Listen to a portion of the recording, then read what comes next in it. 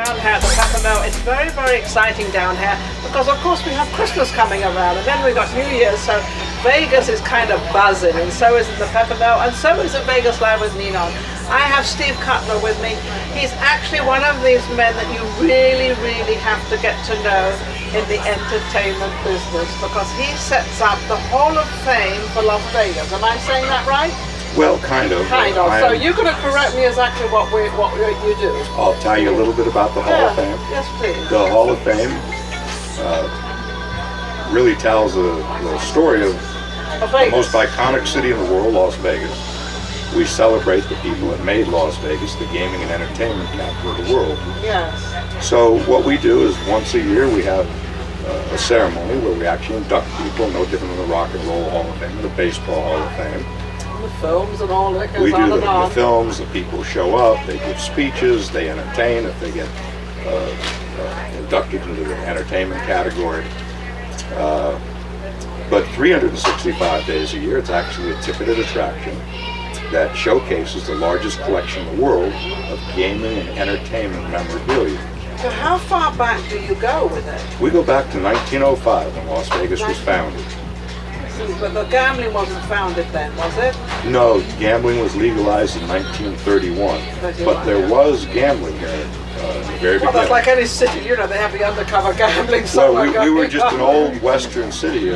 Population was a couple hundred people, and really every bar had a faro game in it, and a poker table, and maybe a roulette game. They didn't have slot machines. But it was small enough that people, so the gaming industry or the gaming people did not take much notice of it, I guess. It was just kind of, it's not like a family affair. Yeah, I mean, it was a wild, wild west. Yeah, the Wild West. That was going on all over the West. It's so funny, Steve, when you talk about the Vegas and the Wild Wild West, you don't really think of Vegas being the Wild Wild West because it's so, you know, modern now and all the casinos and everything. You think, was it ever like that? Yes. You know, my family moved here. I moved here in 1953.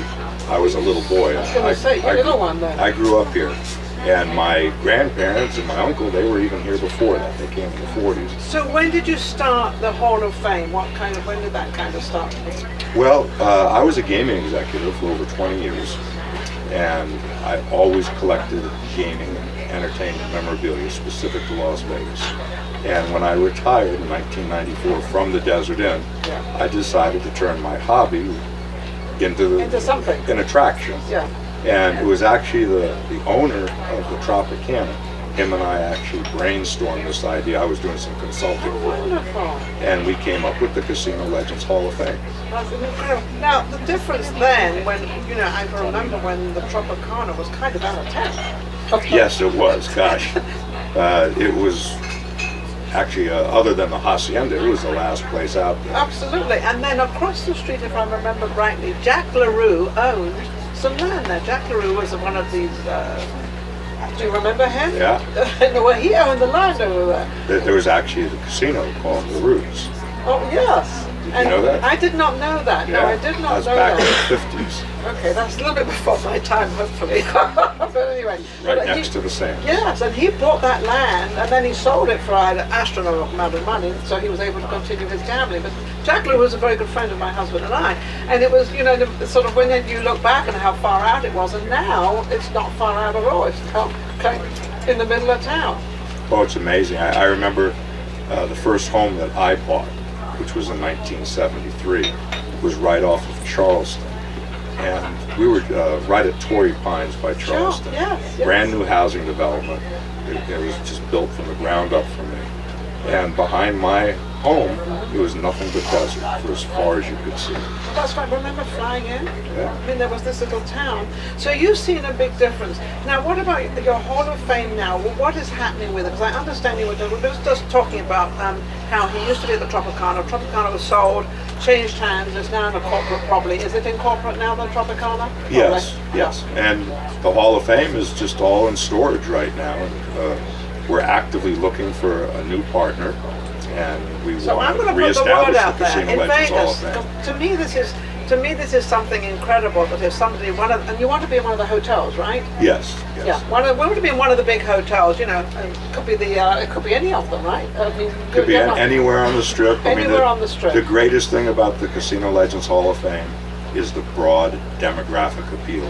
there are things in there for everybody to see. Just to look at. Anything from rare coins and currency to celebrity costumes, contracts. And I think they all want to see it. And it's funny because when you come to antique slot Vegas, machines. yeah, when you come to Vegas, you don't always want to gamble all the time or eat all the time. You really would like to go back and see the history of Vegas, and you actually have the history of Vegas, of what goes on or what went on, and then do you have the modern part of what goes on now? Well, I actually do pick things up when I think that they have some kind of historical significance. But it's not stuff that we would be displaying today. Yeah, did you pick up anything from the Riviera? The Riviera just came down a few months ago. It's just, actually the Riviera was right next to us, but it's not there anymore, unfortunately. Yeah, actually all the historical stuff that I wanted from the Riviera, I already had. You already, you're ahead of the, he's ahead of the game. Generally, when a casino closes or gets sold, they usually auction off or get rid of everything. Yes. Well, the Riviera has been bought and sold many, many times. Yeah. So anything of historical significance is long, long gone. Oh, that's a shame. But you managed to get a few things anyway, so you can... Oh, no, I have a huge Riviera collection, but mine is, from the way 50s. back. I was going to say, When it opened in 1955. Yeah, but that's what people want to see. Right, They right. want to see all that. Nobody cares what happened 5 I years remember, ago. wasn't the Riviera that had the two pianos? They had two pianos in one of their main dining rooms, or one of the hotels. I think it was the Riviera. I'm not sure. They had these two fabulous pianos, and then they had all the violins playing around. It was the most romantic thing, and my husband and I used to go there for dinner. I'd fall in love all over again. It was really, that's what Vegas. So you were part of the gaming. You would approve or disapprove or... I was actually a credit executive, so when you lost all of your money, you'd come to me and ask to have your credit extended. Okay. And I would say yes or no. Well, you probably said yes to my husband because we used to go to Caesars all the time. And yeah, he did drop a few dollars, I must say he did. Actually, I worked for Caesars in '79. Oh, really? Oh, that's yeah. They transferred me to Atlantic City, and I spent 12 years in Atlantic City. I opened Caesars up there. Did you like that? It was an experience, and it was an opportunity for me as a very young person to get into management. Because back in those days, everybody was in management. Well, you must have known Cliff Coleman. I knew of him. I didn't know him. Yeah, he was the original owner of Caesars. Sure. And then also there was Billy Weinberg. Billy Weinberg. I knew Billy Weinberg. But there was also Billy Crystal. Billy Crystal. He was the Beverly Hills office that used to bring people in. Right. Yeah. So we've got quite a history going on. It's absolutely amazing to go back a little bit. And I'd love to sort of maybe if you've got a tape of what you have collected, I'd love to put it on my Facebook so people can actually see something. We can get that, or if you want, you're more than welcome to go to the website. It's Casino Legends Hall of Fame.com. All one word. So that's quite simple and that's quite Casino easy. Legends Hall of Fame.com. Well, Steve, it's been amazing because there's an insight of what's going on here. Because a lot of the performers, Shecky Green and Isadora and all these people, they're friends of mine and I know them all. And they and now you that was sort of had the sort of the foresight of sort of putting all this together and sort of. So also I want to mention out there, so anybody who would like to have the Hall of Fame in their hotel, it has to be on the Strip. It has to be a very well-known big hotel.